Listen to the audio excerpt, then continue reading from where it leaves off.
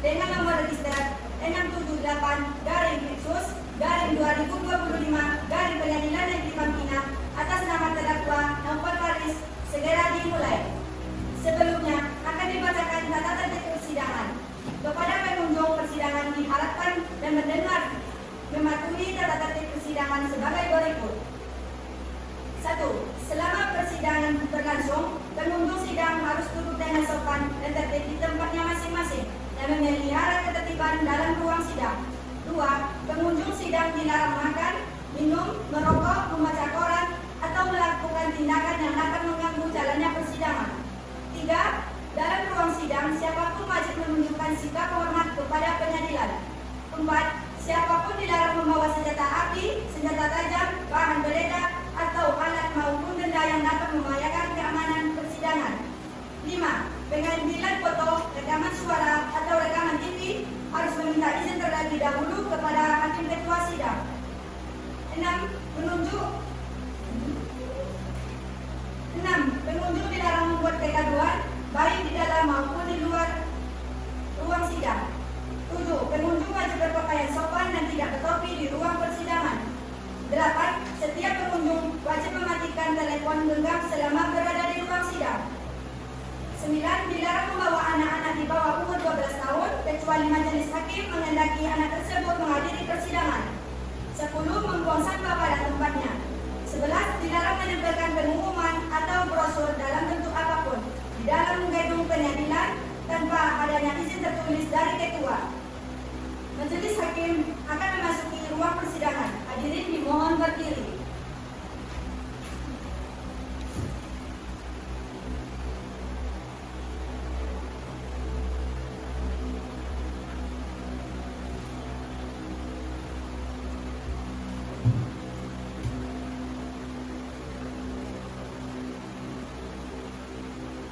Terima kasih hadirin, silakan duduk.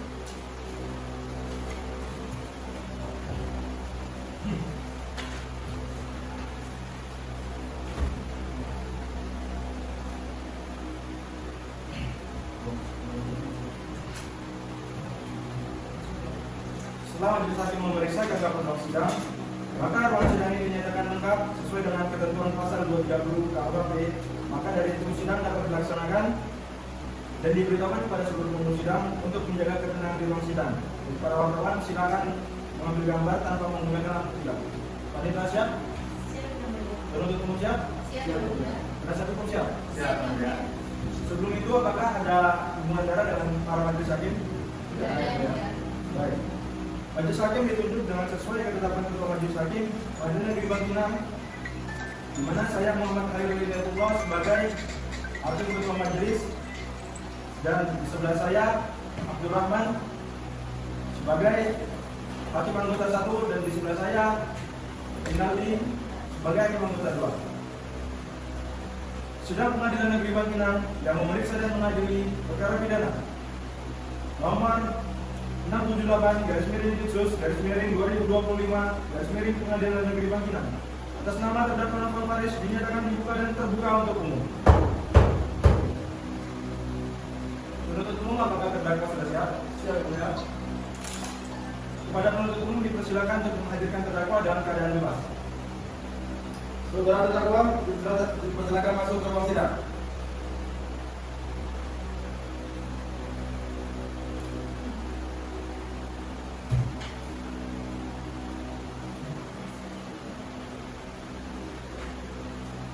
Baiklah, saudara, apa dalam keadaan saat berlaku? Ya. Baik, saya akan menanyakan identitas saudara sebagaimana yang ada dalam BAP. Nama saudara Naufal Faris, tempat tanggal lahir Tanjung Balai Karimun 25 Juli 2003, umur 23 tahun, jenis kelamin laki-laki, keluarga negara Indonesia, alam desa Pok, agama Islam, pekerjaan wira swasta. Benar? Benar. Apakah saudara sudah siap untuk mengikuti persidangan pada siang hari ini? Apakah keadaan saudara dalam keadaan sehat jasmani dan rohani untuk mengikuti sidang pada siang ini?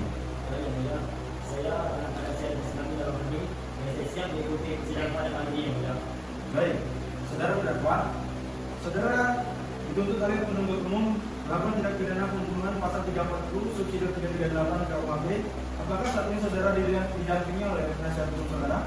Ya, yang mulia, saat ini saya didampingi oleh penasihat hukum saya dari lembaga pendidikan hukum pengadilan negeri Banjar, yaitu saudara Sonia Rahmati Fitri SMH serta saudara Adam Hanifah SMH yang mulia. Betul saudara penasihat hukum saudara? Benar yang mulia. Saudara penasihat hukum, apakah saudara membawa surat kuasa khusus dari saudara penasihat hukum? Apakah saudara membawa surat kuasa khusus dari terdakwa dari kartu advokat saudara? Jika ada, tolong ditunjukkan. Sudah yang mulia, kami membawanya. Silakan.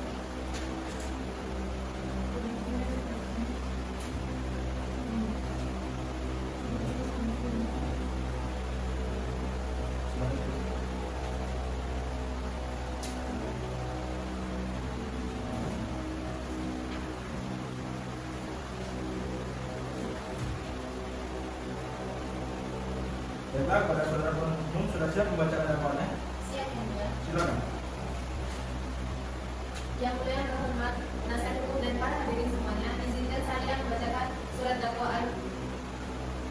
Surat dakwaan nomor registrasi perkara pidana nomor 678/PIB/2025/PN Bangkinang.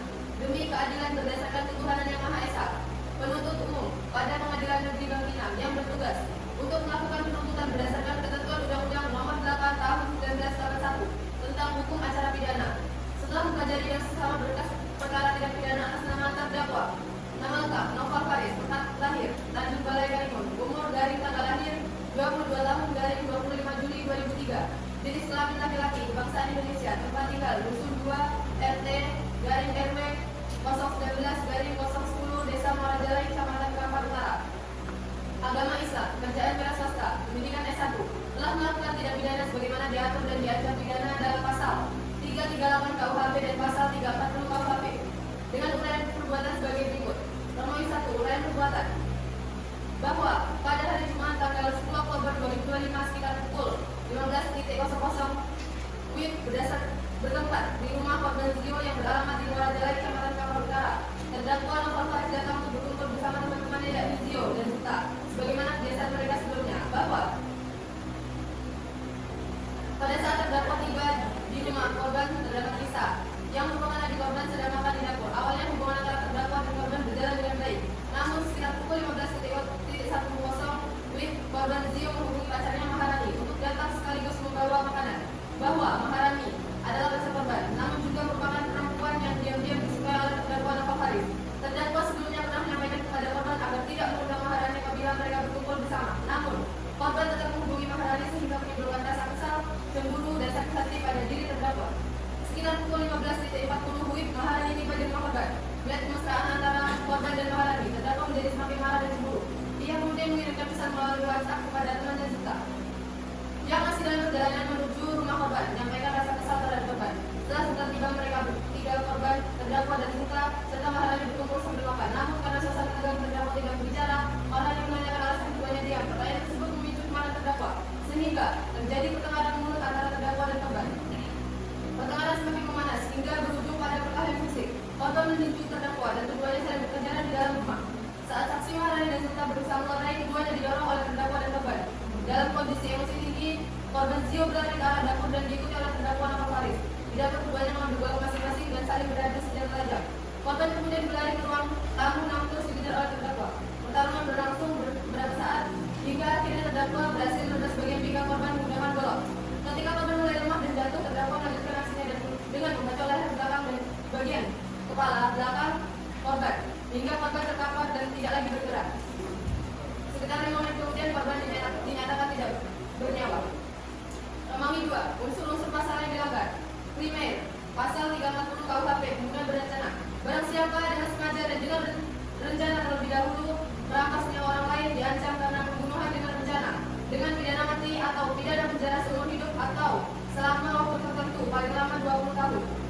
Unsur-unsur 1. Barang siapa. Unsur ini terletak pada diri terdakwa Noval Faris, orang yang cakap hukum. 2. Dengan sengaja dan dengan rencana terlebih dahulu terpenuhi karena terdakwa sudah memiliki motif cemburu dan sakit hati terhadap korban sejak sebelum kejadian. Bahkan telah menyampaikan keberatan atas kehadiran Maharani dan mengirimkan pesan emosi pada Zuta sebelum kejadian berjalan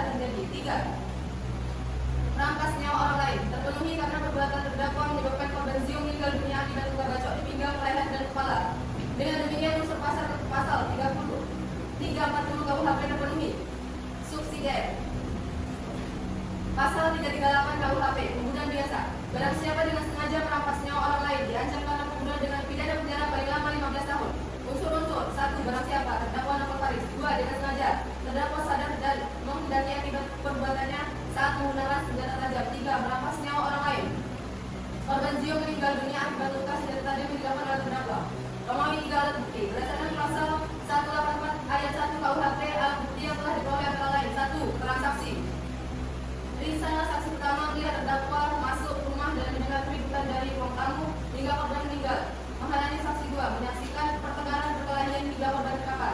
Zulta saksi 3 melihat langsung terdakwa memegang golok dan menebas korban. 2. Keterangan ahli forensik dari Rumah Sakit Umum Bagina yang menyatakan korban meninggal akibat luka bacok pada bagian leher dan kepala.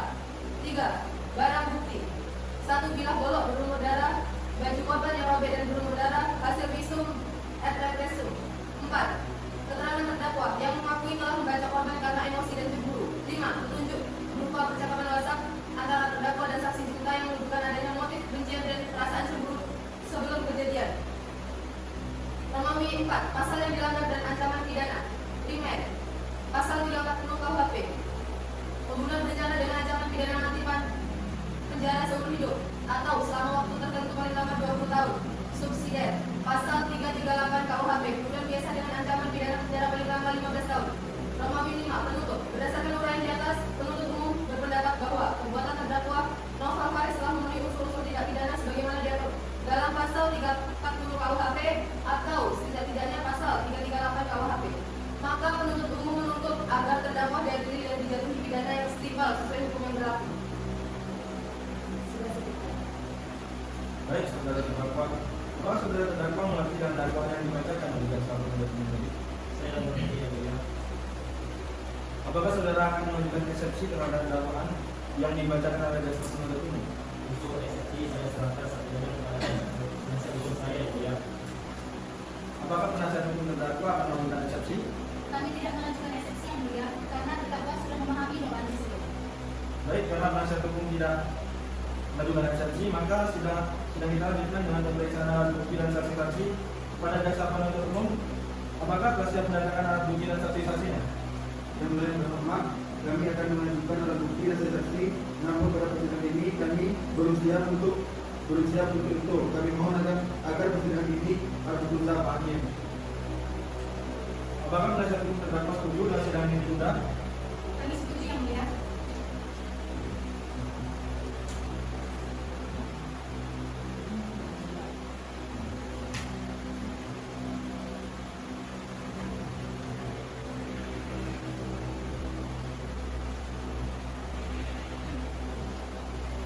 Kepada panitia, 1 minggu dari sidang sekarang itu jadi tanggal berapa? Tanggal 28 Oktober 2005. Baiklah, sidang hari ini ditunda dan dilanjutkan pada hari Selasa tanggal 28 Oktober 2025. Waktunya jam 14 waktu Indonesia Barat dengan agenda pemeriksaan alat bukti dan saksi-saksi pada jaksa penuntut umum agar dapat menghadirkan terdakwa dan menghadirkan alat bukti dan saksi-saksi pada persidangan selanjutnya. Dengan demikian sidang dinyatakan ditutup dan ditunda.